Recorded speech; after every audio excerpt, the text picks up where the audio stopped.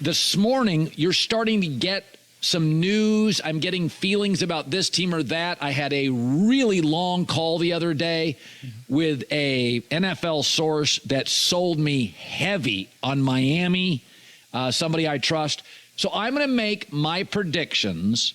I've got one. Whoa. So I don't know if it's because the summer is upon us, but it seems that the media is changing their tune in regards to the Miami Dolphins. I'm beginning to see more and more big media types, big sports journos begin to jump on the Miami Dolphins as a leading contender for the AFC. And the first one may shock you. None other than Colin Cowherd himself is now saying that the Miami Dolphins are a team to beat. So he created a video. We're going to take a look at it and we're going to react to it. Let's jump into it right now. I do this over the course of a year. I make my predictions. So I've done the, I do pre-draft, post-draft. So we are post-coaching hiring. We are post-draft. We are post-free agency. And now we are pre-camp. So players are going to get hurt. So understand what he's saying. We're after everything that's gone by in the last 12 months or whatever, just doesn't really matter at this point. Right now, we're going into preseason camp. No more OTAs, no more mini camps, no more draft. Right now, the team is just about set until it starts doing the cut downs on who's going to be in camp. Fortunately, players will get hurt. So I was saying this morning, you're starting to get some news. I'm getting feelings about this team or that. I had a really long call the other day with a NFL source that sold me heavy on Miami, somebody I trust. So I'm going to make my predictions. I've got one. Whoa. It's a serious whoa. Coming from Colin Cowherd, it's a serious whoa. One whoa. That's it. So I'll start in the AFC East. Here is my whoa. Miami wins it. Buffalo Jets, Patriots. This whole Stephon Diggs cancel minicamp thing is a bigger story than people are letting on. I don't know if that's a bigger story than what it seems to be. I mean, we got a disgruntled wide receiver who's getting paid a lot of money. He's not holding out for money. He wants more touches. He wants to get the ball more. Not just get the ball more. It's a matter of when he gets the ball. He wants to be that guy you go to, the guy you want on the free throw line when there's 2 seconds left on the clock. He wants to be that guy that you go to on 3rd and 11 when you got to make that first down. As we saw in the end of the season, he was definitely upset that he wasn't getting his touches at the right time. Not just his touches, but the timing of those touches. And so I don't know if it's a big deal. I think these guys are grown-ass men. I think they'll work it out before they even get into camp and figure out how they're going to get Stephon Diggs involved in the offense more. But that doesn't matter. What matters is Colin Cowherd just picked the Miami Dolphins over the Bills, over the Jets, over the Patriots. Let's continue with what he's got to say here. That is weird. Secondly, Vic Fangio's defense, the people I trust in the league say he is the best acquisition Miami made, not Jalen Ramsey. Not Jalen Ramsey, not Cam Smith, not Devon A-Chain. Vic Fangio was the major pickup that people are starting to take notice of that Miami Dolphins were able to bring in during the offseason. He said, watch that defense. It's getting copied all over the league. Also, I get an offensive coach, Mike McDaniel, against the defensive coach, and I watched McDaniel outcoach him 3 times last year, and I think Miami's better, and I'm not sure Buffalo is. So I think Miami wins the division. So there you heard it. Colin Cowherd has picked the Miami Dolphins to win the AFC East above the Buffalo Bills, the New England Patriots, and the New York Jets with Aaron Rodgers. Now, let's listen to another. This one here is going to be really interesting because who's on this panel? Mike Tannenbaum, who used to be the GM for the Miami Dolphins, didn't do that well. And also, he was with the New York Jets. And a former New York Jets head coach, Herm Edwards. Listen to what Herm Edwards says at the beginning of this cut. Let's get to it. I'm going to hold my breath saying this. I'm going to go with the Miami Dolphins. Why are you holding your breath? Why are you holding your breath when you say that? Why are you embarrassed to say that the Miami Dolphins could win? Was it a slip of the tongue? Was it something you got tongue-tied? I know when we're all doing these videos, we may say things we don't really mean, but why would you be holding your nose and picking the Miami Dolphins? That's like saying, they stink, but no, they don't stink. So don't hold your nose. Just go with your pick. If Tua can stay healthy, this offense is electric. I mean, with what? And like I've said, stop with the if Tua can stay healthy. Tua's healthy. That's what we're going with. No jinxes on him. At this point, no more if healthy. This is Tua's time to shine. Waddle and Hill, obviously, Coach has done a great job in his first season of having an offense it's speed. It's all about speed. They've gone out and gotten some more players with speed. So if the quarterback can stay healthy, I don't know how you defend these guys. And defensively now, they're a lot better. Vic Fangio now was there. They went out and got Ramsey. They drafted Smith. They've got a good front that can rush the quarterback. So this team is ready. Yeah, watch for Jalen Phillips this year. I think Bradley Chubb's going to come into his own, but watch Jalen Phillips take the next level, take the step to the next level. If the quarterback can just stay healthy That's the third time he said that within like 30 seconds. If the quarterback can stay healthy, if the quarterback can stay healthy, get over it. As of right now, he's healthy. I think we all have to put the blinders on last year. Stop looking back at last year. Let's just judge people on where they are right now. To me, I'm going to put the blinders on. Okay, Tua, this is it. You are prepared for the 2023 season, and everything with the Miami Dolphins basically hinges upon you. You're the captain. Buck stops with you. November and December, they have an advantage when you have to go play them down there. What's the advantage in November and December? I mean, obviously in September and October, it's still blazing hot down here, and you're going to be sitting in the sun and it's 100+ degrees. But November and December, the weather's nice.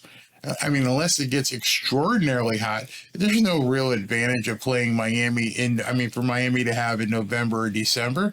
It's just beautiful weather. I mean, there's nothing wrong with that. But anyway, it seemed as though, Herm Edwards was kind of tongue-tied a couple times there. He kept saying if healthy, but he did pick the Miami Dolphins to win the AFC East, that is.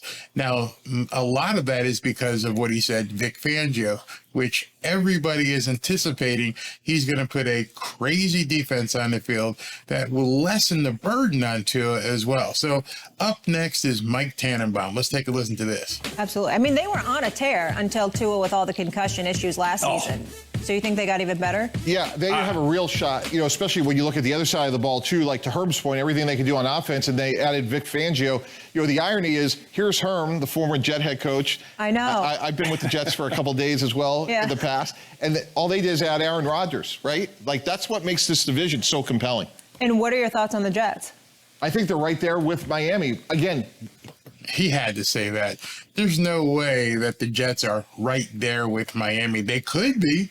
With Aaron Rodgers throwing to Garrett Wilson, he very well could turn the corner on these guys and put them back to glory and make them a great team. But as of today, since we're talking about today, Tua is healthy. A-Rod coming into a new system, not a totally new system, obviously with Hack there. Nathaniel Hackett is past offensive coordinator, but there's a lot of young guys around him. Aaron Rodgers has to stay healthy, and the biggest question mark for both Miami and the Jets is their offensive line. So, to me, that's why I keep saying Dalvin Cook, just forget about him. I know there's so many people in the Dolphins fan base that just drool over Dalvin Cook, but I'm like, get some horses up front. Let's solidify the offensive line. Let's help Tua. Let's help Mostert and Wilson and A-Chain. You gotta do something about the guys up front, man. Which quarterback makes it through 17 games? That's the team I'm picking. Coach, where are you on Aaron Rodgers and the Jets, this experiment? Oh, it's more than an experiment. They are a playoff team. They are a playoff contender with Aaron Rodgers. There's no doubt. And Mike makes a great point. And there's so much, how can I say this? fading and trash talking on Twitter. A lot of you guys who watch my videos aren't on Twitter, but there's no objectivity. And I think that's where a lot of times people get ticked off at me, is because I look at things and try to be as objective as possible. I'm looking at a Hall of Fame quarterback with the offensive rookie of the year, and just that alone tells me they're going to be a formidable opponent. There's no ifs, ands, or buts about that. Can Vic Fangio scheme up a defense to stop it? Absolutely. But don't just start trash talking and say, oh, the Jets suck. No, they don't suck. They've got a noticeable improvement. They brought on a future Hall of Famer as quarterback. They are a formidable opponent, whether you like it or not. Whether you think the other way, whether you just hate the Jets, I don't care. They are right now probably, in my mind, over Buffalo. Barry, you're crazy. How can they be over Buffalo? I don't think that Josh Allen with Stephon Diggs and the other guys on that team are going to be able to contain the New York Jets. I believe it's the New York Jets and the Miami Dolphins that are going to be vying for the AFC East. And what's very interesting, it's going to be late in the season before these two teams play. First game is November 24th up in New York, and the second game is just a couple weeks later down here at the Hard Rock on December 17th. So the entire season up until Thanksgiving, day after Thanksgiving, the Jets and the Dolphins won't face each other. And I bet you those two games in November and December are going to decide the AFC East. I could be wrong. I've been wrong. But I bet you those two games decide the AFC East. Offensive lines protect him. Aaron Rodgers is not the same guy he was 5 years ago. You know, he's going to need some protection in the pocket. Defensively, they're outstanding, the Jets. This is a really good division. Again, just like with Vic Fangio, the New York Jets defense, up here, man. It's up here. It's going to be a dogfight. I think the Jets defense, the Fangio defense are above that of the Buffalo Bills defense. I know. This is going to be fun to watch. What's the best division in football, would you say, next season? Molly, right here. I think it's the AFC East, especially. Right? And we used to laugh and say Tom Brady had the easiest cakewalk because he was in the AFC East. Yeah, I think those days are over, especially if DeAndre Hopkins signs with New England. Yeah. Coach, you think it's the best? Yeah, I do. Young quarterbacks, very talented, high potent offenses. I mean, this is why Miami went out and collected those DBs, because they know they got to play against the Jets and Buffalo. Herm is absolutely right. That defensive secondary from the Miami Dolphins, by adding in Jalen Ramsey and bringing in Cam Smith and really, really hoping that, Xavier Howard can get back to his full potential, that's what's going to help beat these teams like the New England Patriots, the Buffalo Bills, and the New York Jets. And if the Patriots somehow add DeAndre Hopkins, if D-Hop goes to play for Bill Belichick, this conference is going to be insane. The weak link in here, imagine this, the weak link in the AFC East is Mac Jones. He's a wild card. Nobody knows if it was because of Matt Patricia being his offensive coordinator or was it his lack of skills, but Bill O'Brien will definitely look to get the most out of him. So just imagine if Mac Jones elevates his game and he's the kind of quarterback that everybody thought he was going to be. What that does to the AFC East. You got Tua, you've got Aaron Rodgers, you got Josh Allen, and the only person who nobody is really thinking is a decent quarterback is Mac Jones. And if he gets elevated, if he brings his game up, this conference is going to be on fire. It's going to be completely lit. So let me know what you think about the media seemingly changing their tune and all of a sudden beginning to pull the Miami Dolphins up as potential champions in the AFC. AFC East, that is, because everybody still thinks in the AFC West that, Patrick Mahomes and the Kansas City Chiefs are the team to beat. And I see a lot of people picking the Jaguars in the AFC South. Let me know what you think. I'll be back in 1 minute.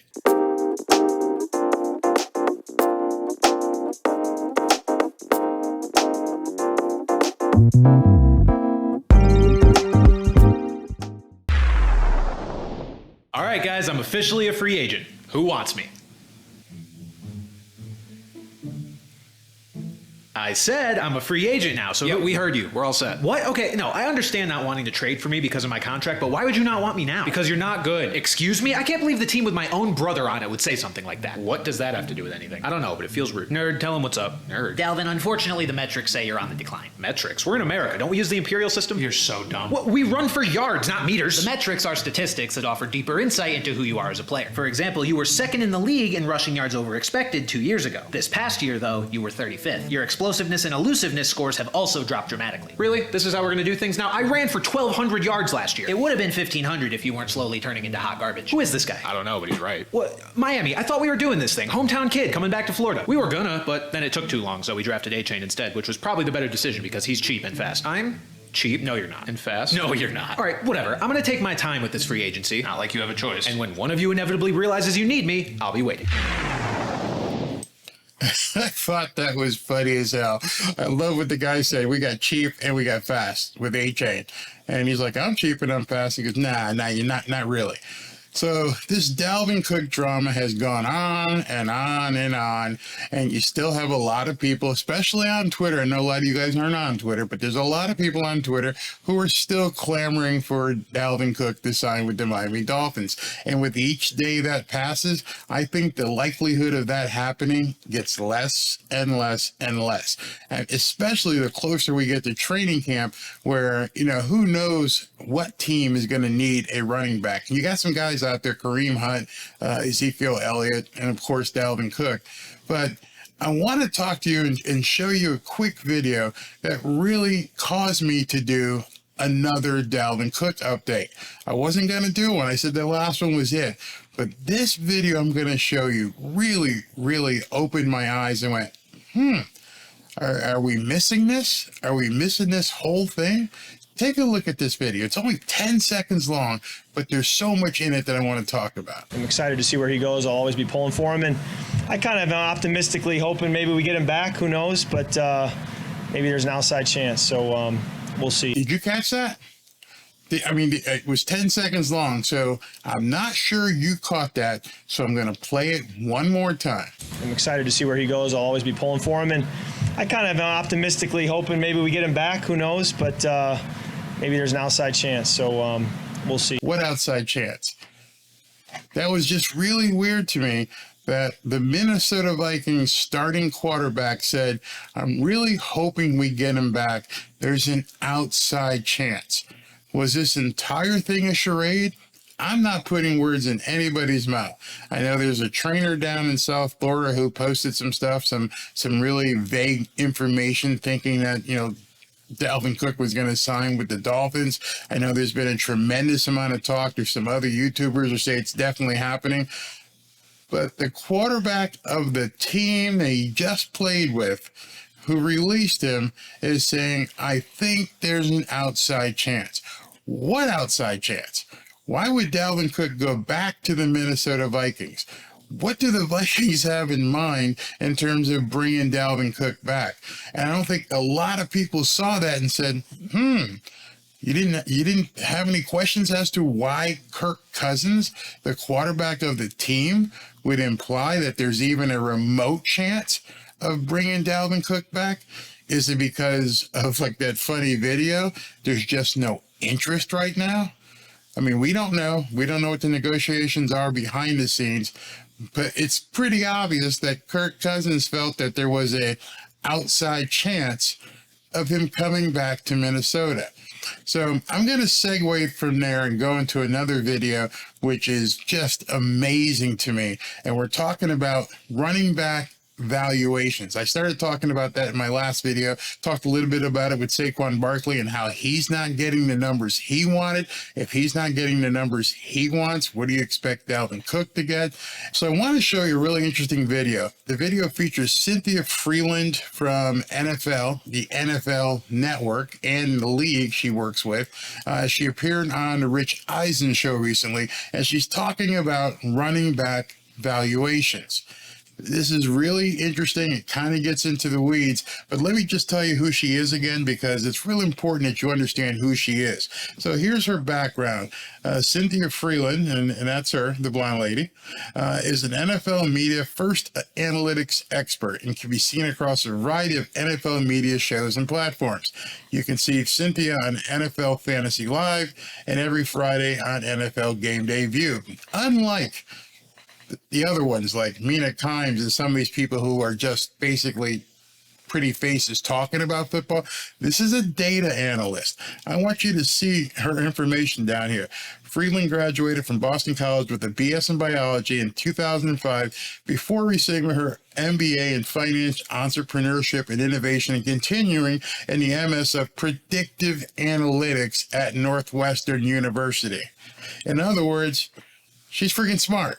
She's really, really smart, and she knows her shit. Now, I understand, I think Mina Kimes went to Harvard or something, but a master of science in predictive analytics, that's what it says here, a master of science in predictive analytics at Northwestern University, a prestigious school, a very, very prestigious school, and she's a master of science in this area.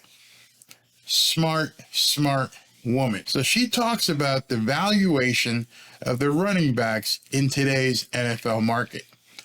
And you got to listen closely to what she says here. Well, what do the analytics say about the value of running backs in this National Football League? Well, the reality is notice this for her first question. What do the analytics say? Not what you think, not what your opinion.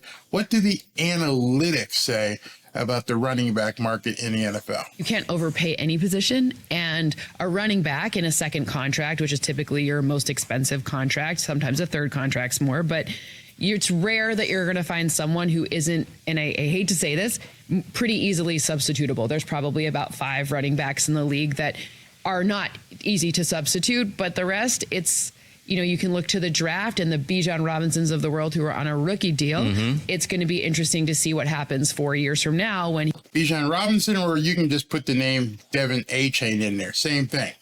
Rookie running back who signed for 4 years for like a total of $5 million, whereas Dalvin Cook wants, 6, 7, 8, 9, 10 million per year. Do the analytics on that. You would have to be looking at a potential renewal. Where will the marketplace be? Because you wouldn't have imagined with Ezekiel Elliott, with, coming out and being drafted 4 overall, like that's a wildly high number. But at the end of the day, it's really about price for return on investment. Price versus return on investment. I've watched so many shows on ESPN, First Take, Get Up, all of them, NFL Live, and very few people talk about price versus return on investment. What am I going to get for my money? Dalvin Cook sitting across from me. I'm saying, you're 28 years old. You got some tread left on the tire, but if I'm going to pay you $10 million, are you $5 million a year better than Devin A-Chain? You talk about the cap going up, but let's be honest, it only has gone up about 8%. And that 8%, you're pretty much just paying your quarterback. Now think about that too. So if I go and pay Dalvin Cook a lot of money, or some of the other guys on the team a lot of money, there's a quarterback on the Miami Dolphins who had his 5th-year option extended that if he stays healthy and if he balls out the entire year, you're going to have to back up the Brinks truck. You are going to have to pay Tua $200 million plus, maybe $220. Just think about that. Think if you're a GM, you're Chris Greer, and down the road, hey man, if Tua stays healthy and he plays the entire season like he played the first half of last season, just imagine that. I mean, seriously. He was an MVP candidate through the first 8, 9, 10 games of the season.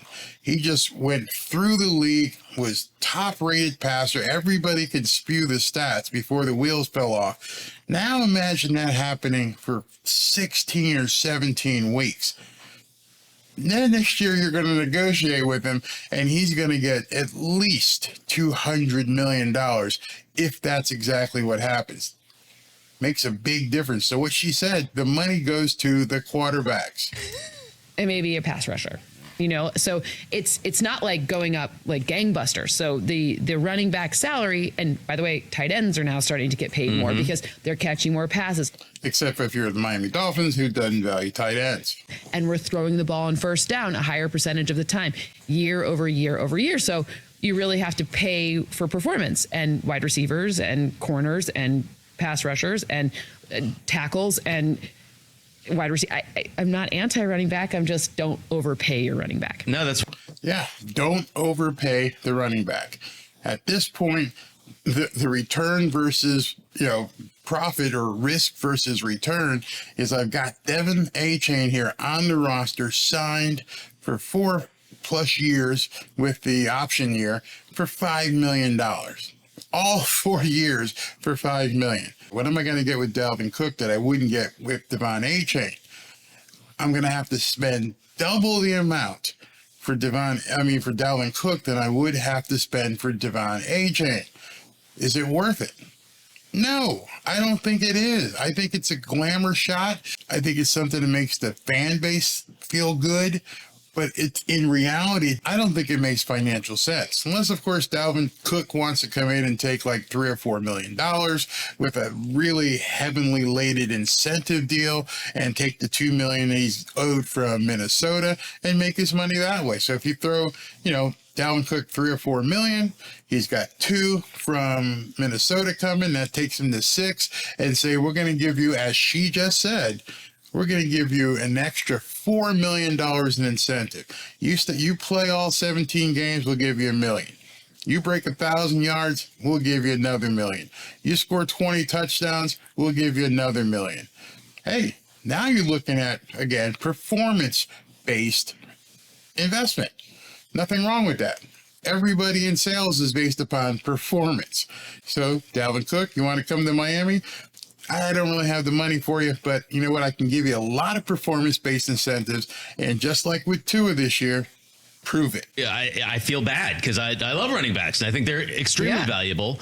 It's just the market that we're in right now. And that said, Dalvin Cook, he's ready to get paid. Who is going to pay him? Who is he the best fit for? I think what you'll see is a deal that resembles more of what Austin Eckler got, because Eckler's actually enormously valuable, especially Austin Eckler with the Los Angeles Chargers. I almost said San Diego, Los Angeles Chargers. Because he, knock on wood for him, seems to not get hurt, and the rest of the Chargers have some sort of injury plague that seems to happen on that team every year. But I'm looking at Dalvin Cook's deal and saying, okay, well, he's going to probably get an incentive structure that looks more like Austin Eckler's, which means pay for performance. Are you on the field? Are you doing the things we need? If yes, then get paid. I would have no problem with a pay for performance type of contract. Not as somebody paying the contract, nor as somebody accepting the contract. Now, the only problem with that, and this could be a deal breaker. If my pay is based upon performance, and I need so many carries to gain so many yards behind your shitty offensive line, and I need to do that, one, you better bring in some horses up front. Number two, you got a wideout over here saying he wants 2,000 yards and he wants the ball. So Mike McDaniel, if this is what you're going to bring in with Chris Greer, and you're going to give Dalvin Cook an extremely incentive-laden contract, what are you going to do? It's November. It's mid-November. Dalvin Cook is saying, hey, listen, I'm sitting at about 850 yards. I got to get another 150 to get my $1 million contract. And Tyreek's over there, and he's like, wow, I'm at about, right now, 1,500 yards. I need 600 more yards to get my 2,000. What do you do? I mean, you can't do like Tom Brady did with Gronk and stay in a game and make sure Gronk got his touchdowns so that he got his $1 million bonus. You got two guys to worry about. And on top of all that, forget the two guys. Completely forget the two guys. You got to win. Remember, November 24th, you got the New York Jets. December 17th, you got the New York Jets. You've got Buffalo. It's prime time to actually win. Hey, Dalvin, I don't care if you get 30 yards. Tyreek, sorry, I don't care if you get 60 yards passing. The goal is to win, and now you've got two guys who want to base everything on performance about me. Hey, Dalvin, I know you're going to get an extra $1 million or $1.5 million if you get to 1,000 yards, but we can't do it, man. We got to win this game. Hey, Tyreek, I understand you want 2,000 yards, but hey, listen, it's 3rd and 1, and we need this first down. We're going to give it to Dalvin, but there's only so many times I can throw the ball to you. Do you see where the complexity of this may lie? Do you see and understand how a performance-based contract, while sounding good, could completely destroy this team come November and December? Will he get disgruntled? Well, you saw Stephon Diggs. You saw him at the end of the season screaming at Josh Allen. What do you think Tyreek's going to do if he's at 1,700 or 1,800 yards and he can't break the 2,000 mark that he set in May as where he wants to be? What happens if Dalvin Cook is at 850 yards and he's 2 games away, or there's 2 games left in the season and he needs 150 yards to break 1,000 for a $2 million bonus, and you can't get him the ball? This is where I don't think it's worth bringing Dalvin Cook in. I think you got Devon Achane, a young kid who's got speed. You already have Mostert. You already have Jeff Wilson. You don't have anybody to have to worry about other than Tyreek. And, a lot of people have said if Tyreek doesn't get his touches, can you imagine come December on the Dolphins sidelines, instead of it being Stephon Diggs yelling at Josh Allen, you got Tyreek over there screaming at Tua for not getting him the ball. This could be a nightmare. Could be great. Could be absolutely great. No problem whatsoever. Dalvin gets his touches. Tyreek gets his touches. Jalen Waddle gets his touches. But you have to put that in the mix there. So let's continue with what Cynthia has to say here. It's with Zeke in the marketplace too, and another rumors of trades or whatever potentially even still looming. It's an interesting problem. I know it seems he wants to go to Miami given his Instagram situation, but I mean, I would want to too. No state income tax. It's a really nice weather situation. Everybody wants to come to Miami. It's no secret. The biggest athlete in the world, Lionel Messi, coming to Miami. And you get to play your brother, I guess, when he plays the Bills, but the market will dictate that. And I actually think that we could see something like for him, like we could see wait till training camp, and we see it every year. Someone unfortunately gets hurt, and potentially that could drive where he lands. That could be what happens. Just put yourself, training camp opens late July.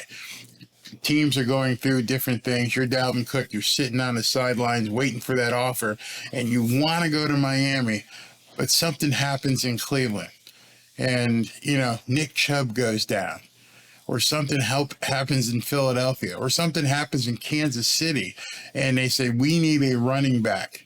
At that point, the auction begins. Hey, listen, Dalvin, we just lost Nick Chubb. He went down with a, ACL injury or something. Here's the $10 million you need. Come on in. You're our guy. That's where I think a lot of these deals are going to take place, because right now with the 90-man roster going into camp, I think if I were Chris Greer, I'd sit back too, because it's a gamble to take him now. And then you play the other gamble as if nobody else takes him. That price is going to keep sliding. That price is going to keep sliding down. If he gets to August and nobody has signed him, you're going to get a bargain basement discount price for Dalvin Cook, or he's going to sit out the year, one or the other. I don't think it's I don't think there's a ton of activity to try to land him at this point. Is he one of those 5 guys that you would value more than Justin Tucker? Now I got to stop right there. This is funny. Okay. So this whole conversation, if you started it, they were talking about the value of Justin Tucker. If you don't know who Justin Tucker is the place kicker. He is the kicker for the Baltimore Ravens, but he's not an ordinary kicker. Justin Tucker, I looked up his Wikipedia page to have it ready. This is Justin Tucker. Justin Tucker is a 32 or 33-year-old kicker, but he's known for his near perfect accuracy. Tucker is regarded as one of the greatest place kickers of all time. With a minimum of 100 attempts, he has a 90.5% success ratio in kicking field goals, and he has the longest field goal at 66 yards. So basically, Justin Tucker, when he comes out the locker room, he's already in range.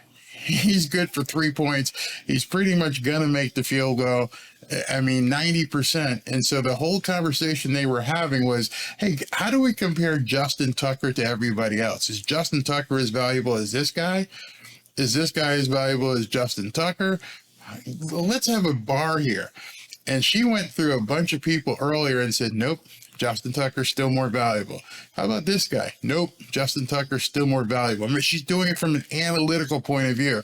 And so they get to the point now where she's like being asked, is Dalvin Cook more valuable than Justin Tucker? Let us know that. No. He's not one of mine. All right, so who Minnesota fans think I hate them already, so I don't hate Minnesota fans, but he's not up there. All right, who? He's not up there. Just point blank. Nope. Justin Tucker is more valuable than Dalvin Cook. Don't even put Dalvin Cook in Justin Tucker in the same sentence. That cracked me the hell up. Who are your running backs on the Justin Tucker level? I mean, look, Derrick Henry changes the complex of a defense. He makes it so that you can, because it's yards after. Always look at, if you want like a shortcut as to who's really valuable. Now listen to what she says here, and hopefully she earns your respect. She's got the cred, and she's going to talk like I haven't seen many women talk about football with what she says right here. Look at yak, both kinds, yards after contact and yards after the catch, and yards after contact after the catch, because I just love that. She went through 3 different yaks: yards after contact, yards after catch, yards after contact after the catch. Whew, that's a woman after my own heart right there. Running backs have to do both. I actually do think Austin Eckler is in that spot, which is amazing because he's never been to a Pro Bowl, which seems really crazy to me. I would say, look, I don't know about Saquon yet. I don't know if I would put him up there yet. She doesn't even put Saquon Barkley in the Justin Tucker category. Think about that. Forget Dalvin Cook. Take Dalvin Cook off the table. She doesn't even value Saquon Barkley as much as Justin Tucker. I'm not sure. I do think he's enormously valuable, and they need to figure out a way to find a deal with him. But I want to see more from him. Potentially him. He's kind of borderline for me. There's a number, but not Dalvin Cook doesn't fall in that. But the fact that we're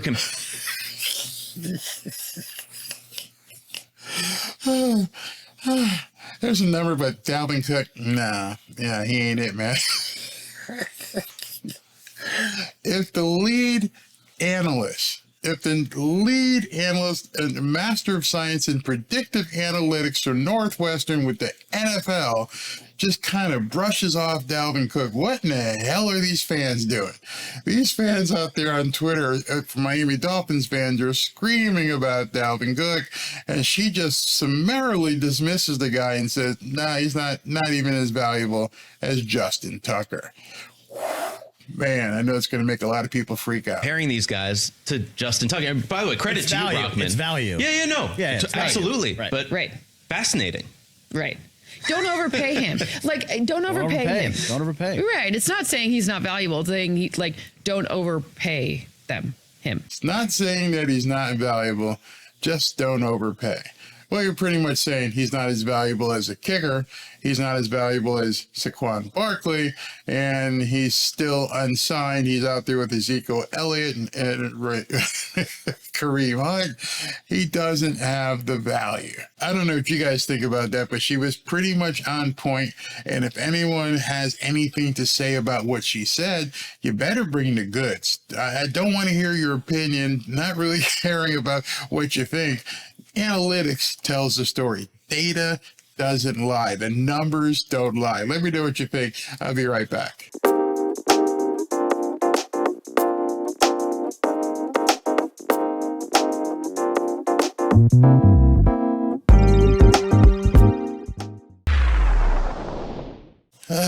Ja Morant. Ja Morant. What are you going to do with a guy who has all the skills in the world, but acts like a complete idiot off the court? That's the problem with Ja Morant.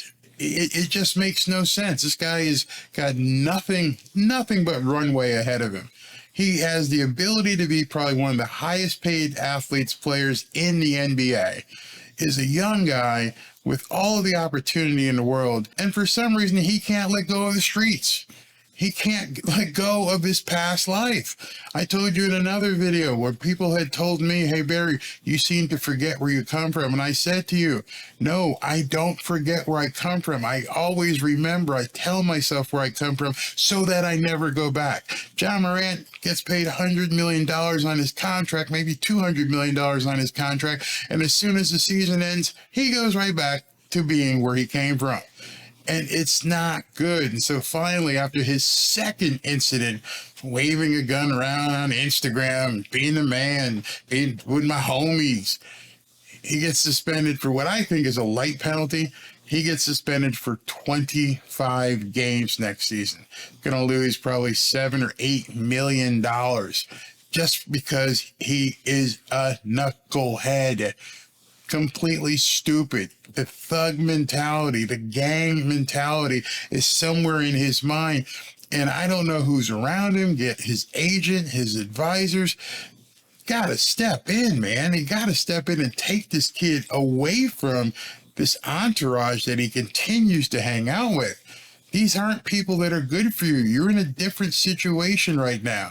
And as you're coming off of your second issue, your second gun incident, now look at you. Look where you are. And you're saying things to people and nobody believes you. Listen what Stephen A has to say right here about Ja Morant's insanity. We know what you could do on the basketball court, but now it's a show and prove element when it comes to your character. Because the mistakes you made, you not only looked Adam Silver in the face, you went on camera on national TV getting interviewed by Jalen Rose, and you clearly lied. You lied. You absolutely looked into the camera and absolutely lied. And one of the worst things you can do, especially to the press, especially to the media, is lie to them. These are people who get on TV and have your back. Jalen Rose went out there and he had your back. He carried your water constantly. No, we got this. He's going to be okay. And you did it again and you pissed everybody off. That's absolutely nuts. And then you go ahead and release some stupid statement. I'm going to read his statement to you. I've had the time to reflect and I realize how much hurt I've caused. I want to apologize to the NBA, the Grizzlies, my teammates in the city of Memphis, to Adam Silver, Zach Kleeman, and Robert Perra, who gave me the opportunity to be a professional athlete and have supported me. I'm sorry for the harm I've done. To the kids who look up to me, I'm sorry for failing you as a role model. I promise I'm going to be better. To all my sponsors, I'm going to be a better representation of our brands. And to all my fans, I'm going to make it up to you. I promise. Does anybody watching this video who've heard Ja Morant speak, does anybody you know believe those words came from Ja Morant? Ja Morant, however you want to say his name. Does anybody believe that? Absolutely not. Blah, blah, blah, blah, blah. Somebody printed out something and they said, we're going to just put this out as a statement. You didn't even say anything. I'm not calling the guy stupid, but you can tell those words weren't written by the same guy hanging out doing this shit with guns and stuff and speaking rap videos. It's not authentic. So nobody believes you. You're a liar. And now you've got an entire offseason and you're going to have 25 games into the season, which is light. You're lucky. And you're going to have to change. You're going to have to do something to get people back on board. So let's continue to listen what Stephen A had to say here. Ja Morant, nobody believes you, bro. Nobody believes you. I don't say that flippantly. I'm a fan of Ja Morant. As am I. I don't watch much in the NBA because of what the NBA stands for and what they do, but I love watching this kid play. He's got unbelievable athleticism. He's got skills off the charts. But you're blowing it, dude. You're completely blowing it. He is a superstar that I want this game to celebrate for years and years to come. Me, speaking for everybody here, I believe, not just here at ESPN, but in the world of sports. Why would we root against you? Because it's better for all of us. And he means that. I sincerely believe that Stephen A. means that his success is better for the game. His success makes the game better. And then, of course, his success gives Stephen A. and people like me content that we can talk about. We don't want to be talking about some idiot waving a gun and being suspended. That's ridiculous. That you just put your greatness on display with no troubles whatsoever, because I believe this man will win a championship. Wouldn't surprise me if he won the championship next year after he comes back, because I think he'll be hellified. But the fact of the matter is, Ja Morant, and I'm speaking directly to Ja Morant and his family, the reason why you're not believed is because you already lied. Yep. Once you lie to the media, it wasn't like he lied to his homies. He didn't lie to, well, he did to his teammates and the organization. Dude, you lied to the media.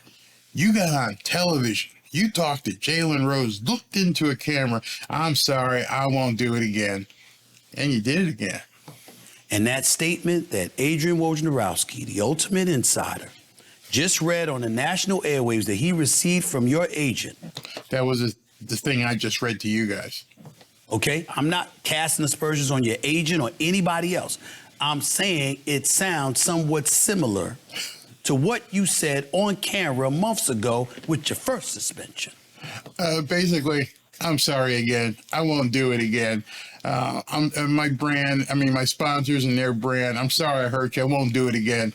It's typical teenager stuff. Show us you've changed. Show us that you're not the same person. Just don't say it. Talk is cheap right now. So Ja Morant has to understand you're not believed. Nobody believes the thing that you're saying right now. You really are in a show improve point. You're at a show improve point. We know what you could do on the basketball court, but now it's a show improve element when it comes to your character. Mm-hmm. And that's worse, man. That is so much worse. I've talked a lot about Tua when I talk about football, Tua Tagovailoa. And I said, he's shown that he could be a great player, but he's going to have to prove it this year on the field. He's going to have to prove that he can stay on the field for all 17 games. He's going to have to prove that he can lead this team to the playoffs or lead the Miami Dolphins to the playoffs. But not once has anybody questioned his off-field character. Not once. And Ja Morant, twice now you've just been caught. We don't know how many times you've actually done this idiocy. How many times you and your boys have done some crazy stuff. Going to the strip club. I don't care if you go to a strip club. I don't care if you go to a strip club and drop 50 grand on the girls. That doesn't bother me. You're a young kid. You're having fun. But what's all this, man? What the hell is all this? I know a lot of people look down on you because of what you did at the strip club. I don't have a problem with that. I understand you got money to burn, and if people are complaining that you could do other stuff with your money, that's one thing.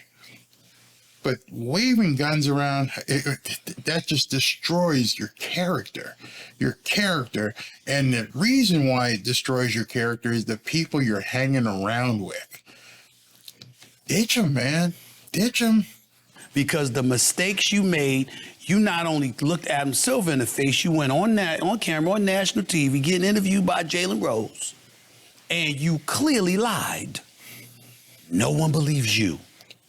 We hope you're telling the truth. But if you ask somebody to bet money that the veracity and truthfulness of your words are something we should embrace, ain't nobody bet money on that, bro. Nobody. And you need to know that as you move forward.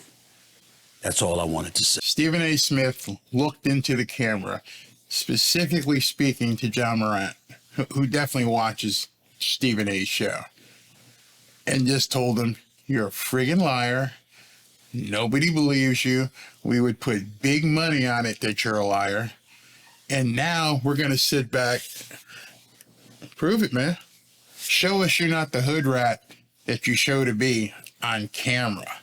Show us you're not this guy. Show us that you're better than this.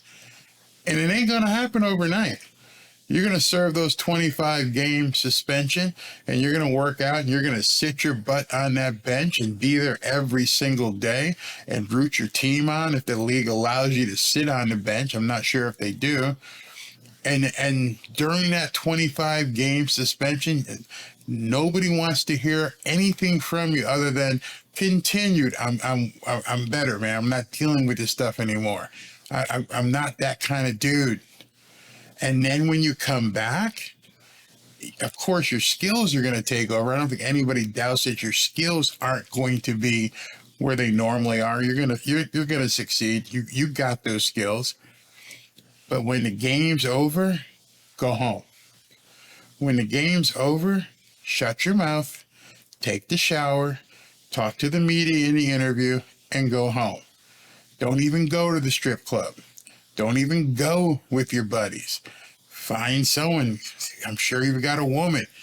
Go home. Spend this season becoming the best boyfriend that you possibly can be. If you've got kids, be the best father. Turn your life around. If you don't, you're burning bridges that I don't think you can mend. That's what you got to do. Are you up to it? Are you man enough to do this? I hope you are. Well, I'm off my soapbox. I'll be right back.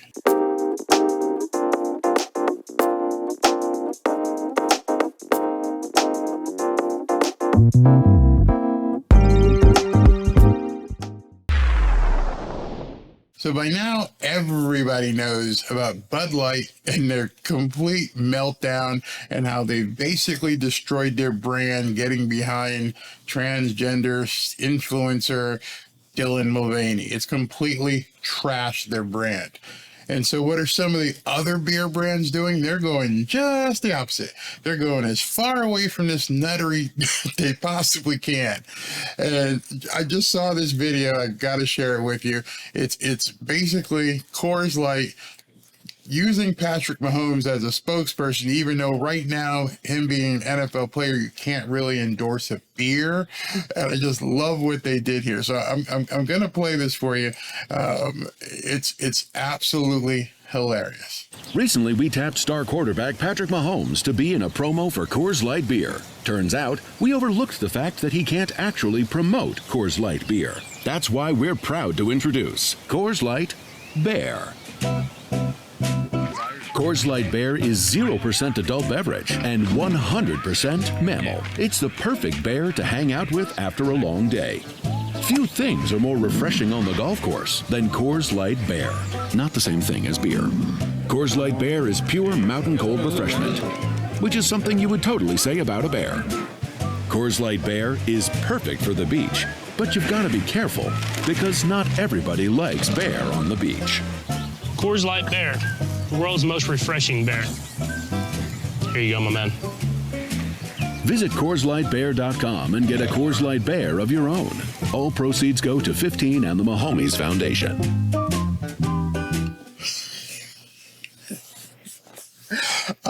I'm going to replay that and I'm going to react to it because there's some things in there that are so subtle that maybe Ja Morant should watch this commercial and watch Patrick Mahomes, who's basically been free of any scandal except for his nut job brother out there. But I want you to see a couple of things, and we'll talk about it. It's in this funny commercial. Recently, we tapped star quarterback Patrick Mahomes to be in a promo for... Okay, so the first thing you see as this commercial, and having been in advertising, nothing is by accident. You have to understand, even what Bud Light did, nothing was by accident. They knew what they were getting into. They just didn't think it was going to be this bad. So now you got Coors coming out and going, we want no part of that. So what do you want to do? We want to get the NFL, basically MVP, Super Bowl winning quarterback, the highest Q-score athlete we can get with the cleanest background to get out here and show us doing something. So what do they show? Patrick Mahomes sitting out back of what's supposed to be his house, not sure if it is or not, flipping burgers.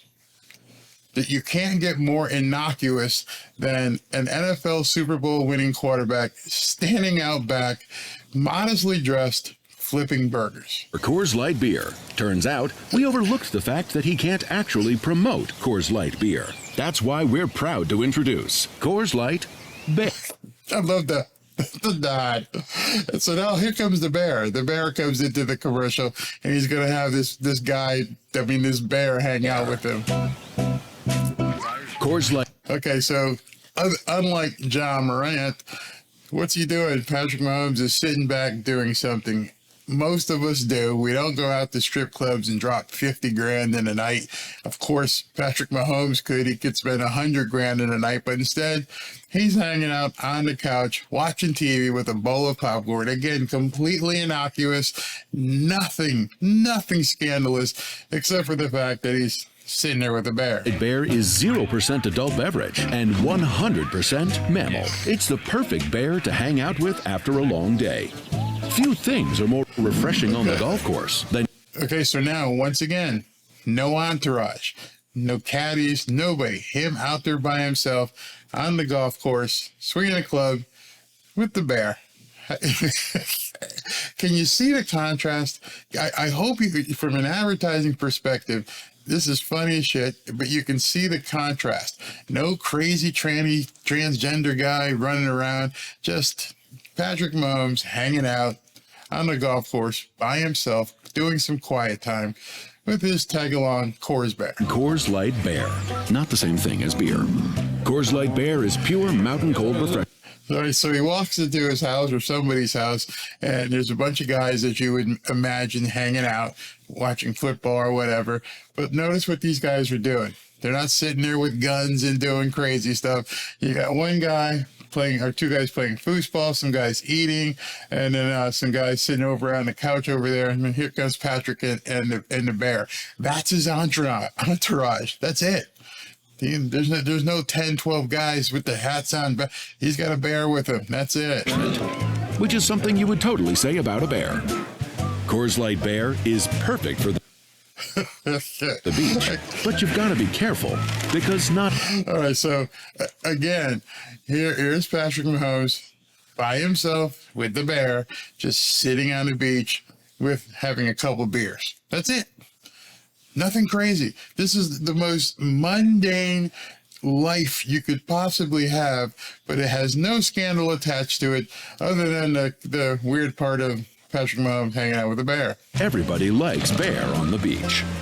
Coors Light Bear, the world's most refreshing bear. Here you go, my man. Visit CoorsLightBear.com and get a Coors Light Bear of your own. All proceeds go to 15 and the Mahomes Foundation. And then it closes with the charitable integration. Ja Morant could learn so much just from this 30, 40-second commercial. He brought in a completely plain vanilla bag spot of him just hanging out at home by himself and a couple of his buddies. And then at the end, they integrate his charity. That's it. Perfect spot.